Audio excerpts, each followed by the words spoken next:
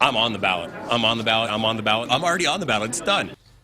Oh boy, Republican Senate candidate Jon Keyser is on the ballot, but off the mark when answering Denver 7's Marshall Zelinger's questions about why there are forged signatures on his petitions to make the primary ballot. Well, Marshall Zelinger was the first to break this story, and you've been asking, yet getting no direct answers from him. In those 4 seconds we just played, that was his response, which he repeated, that is 8 times. No direct answer to our finding at least 10 forged signatures on petitions that helped get Keyser on the primary ballot.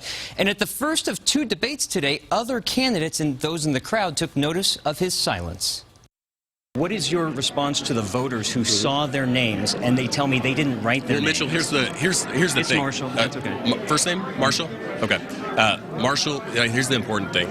The important thing is that I'm on the ballot. What I was asking was about how he got on the ballot, after a Denver 7 investigation found multiple voters surprised to find their signatures on his petitions. The voter who said, I didn't sign this. What can you tell that person? You know, the Democrats are doing everything they can do to try to pile on, to try to make sure that I am not on the ballot. Before I asked him about the forged signatures 8 times, this debate started with that question 4 times. And when Keyser gave the same answer you've already heard, the moderator opened the floor to any candidate. If there are signatures on there that aren't valid, then you should be up here stating the fact that those aren't valid signatures. These voters tell me they didn't sign the petition. What can you say to them?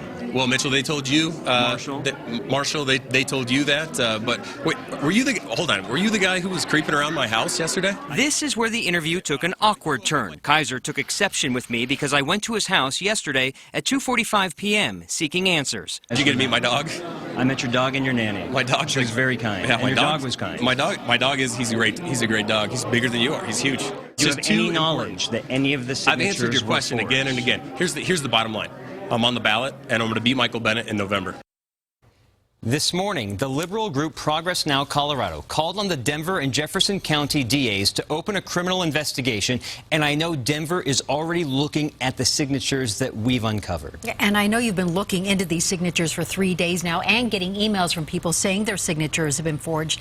Where do we go from here? I mean, how do we keep this from happening again? Well, I talked to the Secretary of State this morning, and he told me any changes to the system, like signature verification or giving more time to be able to review these signatures, would need to come from state lawmakers, and that would take time and it would take money.